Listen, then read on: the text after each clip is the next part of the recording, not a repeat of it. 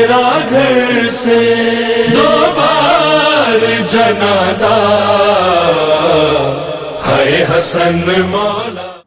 औज़ु बिल्लाहि मिनश्शैतानिर्रजीम, बिस्मिल्लाहिर्रहमानिर्रहीम, अल्हम्दुलिल्लाहि रब्बिल आलमीन।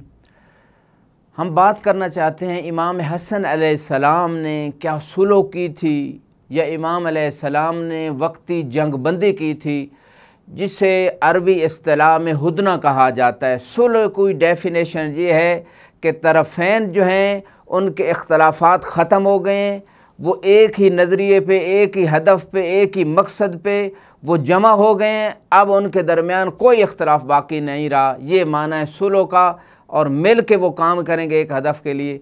ये बात नहीं थी इमाम हसन अलैहिस्सलाम और तरफ सानी के दरमियान, बल्कि इमाम हसन अलैहिस्सलाम ने अपने नाना रसूल की तरह, जैसे उन्होंने हुदैबिया के मकाम पे चंद शराइत के ऊपर कुफ़ार और कुरैश मक्का के साथ जो है वो वक्ती तौर पे जंग बंदी की थी, जिसे दकीक मुहक्किकीन के इस्तिलाह में हुदना कहते हैं, और जो मुअर्रिख तसामो से काम लेते हैं वो उसे सुलह कहते हैं। इसी तरह इमाम हसन अलैहिस्सलाम ने अपने नाना की सीरत पे अमल करते हुए जो हाकिम शाम और उसके जो पैरोकार थे शियान अबी सुफियान जो थे वो उन, या शियान माविया जो थे, उनके साथ जो है इमाम हसन अलैहिस्सलाम ने वक्ती जंग बंदी की। उसके असबाब ये थे क्योंकि तरफ सानी जो थी वो तमाम हथकंडे इस्तेमाल कर रही थी, झूठी खबरें, झूठी अफवाहें, और कबाइल के सरदारों को, उबैदुल्लाह इब्न अब्बास जैसे लोगों को ख़रीद लिया गया।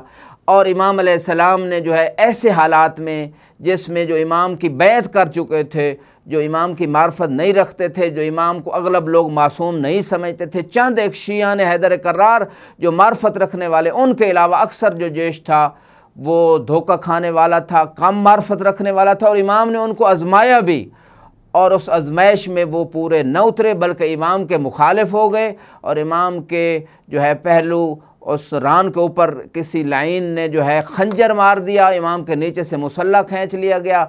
जिस तरह खवारिज ने इमाम अली अलैहिस्सलाम को नऊज़ बिल्लाह काफिर कह दिया था, इसी तरह इमाम हसन के बारे में कह रहे थे। लिहाजा ये सारी बातें कश्फ करती हैं कि वो शिया नहीं थे। लिहाजा उन शराइत पे इमाम ने वक्ती जंग बंदी की। जो सफ़ेद कागज़ हाकिम शाम ने भेजा, इमाम ने शराइत लिखी, और ताकि इन शराइत के ज़रिए से उस तरफ सानी की हकीकत को कश्फ किया जाए। पहली शर्त ये थी कि अली अलैहिस्सलाम के ऊपर सब शुतम नहीं किया जाएगा, और कुनूत में जो हुक्म दिया गया था हाकिम शाम की तरफ से कि इमाम के ऊपर नऊज़ बिल्लाह लानतान होती है, उसको रोका जाएगा। ये पहली शर्त थी, और इसको पूरा नहीं किया गया, और इस शर्त पे अमल नहीं किया गया। दूसरी शर्त ये थी इमाम की कि जो शियान अली है उनको कोई नुकसान नहीं दिया जाएगा, और उनके जो हकूक़ है उनको बाकी रखा जाएगा।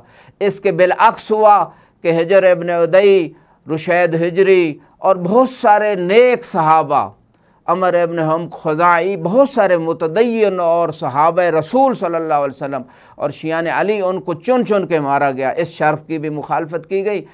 और इसी तरह तीसरी शर्त थी कि इमाम हसन अलैहिस्सलाम अगर ज़िंदा हुए तो हाकिम शाम के बाद वो खलीफा होंगे, अगर इमाम हसन ज़िंदा न रहे तो फिर इमाम हुसैन होंगे। इसकी भी मुखालफत की गई, और इसी मुखालफत, इस शर्त की मुखालफत में इमाम हसन अलैहिस्सलाम को जहर दिलवाई गई जोधा के ज़रिए से, ताकि यजीद के लिए ज़मीन हमवार की जाए, और 1 लाख दिरहम जो दिए गए जोधा को, और यजीद से शादी का वादा किया गया, जो तारीख़ तबरी और इन किताबों ने लिखा है।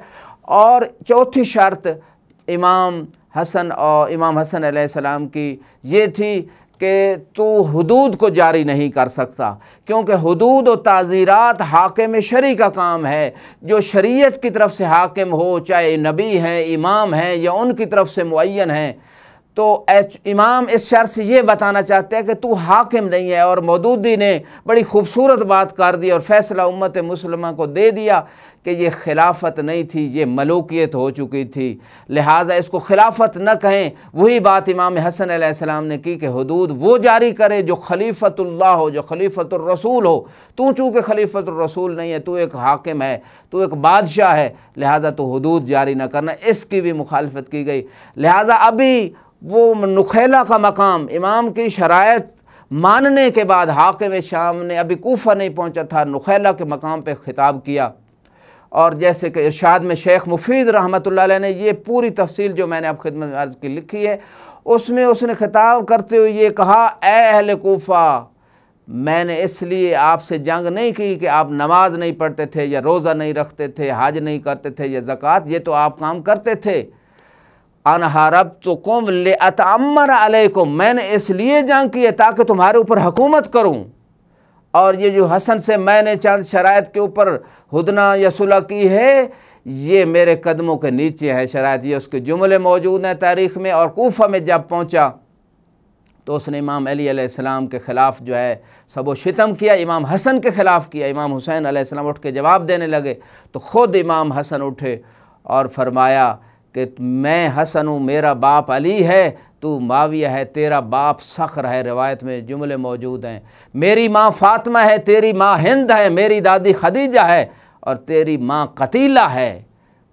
तू हमें गालियाँ देता है और मेरे बाप अली के बारे में ये कहता है। तो ये सुलह जो इमाम हसन, जिसको मुरखिन कहते हैं या हुदना मुहक्किकीन इसको कहते हैं, ये वक्ती जंग बंदी करके इमाम हसन अलैहिस्सलाम ने अपने नाना रसूल की तरह, जिस तरह के सूरह फतह में इन्ना फतहना लका फतहम मुबीना, बग़ैर जंग के रसूल इस्लाम ने फ़तह हासिल कर ली और अल्लाह ने सूरह फतह उतार दी। इसी तरह इमाम हसन अलैहिस्सलाम ने किरदार की फ़तह और दीन मुबीन की फ़तह और इस्लाम की फ़तह अपने नाना की तरह हासिल कर ली और कोई खून भी नहीं बहा। मैं सलाम करता हूँ इमाम हसन अलैहिस्सलाम के किरदार, उनकी बसीरत, उनकी सीरत पे, जो क़यामत तक के लिए अहले फ़िक्र व नज़र के लिए एक अमली नमूना है। व आखिर दावाना अनिल हम्दुलिल्लाहि रब्बिल आलमीन।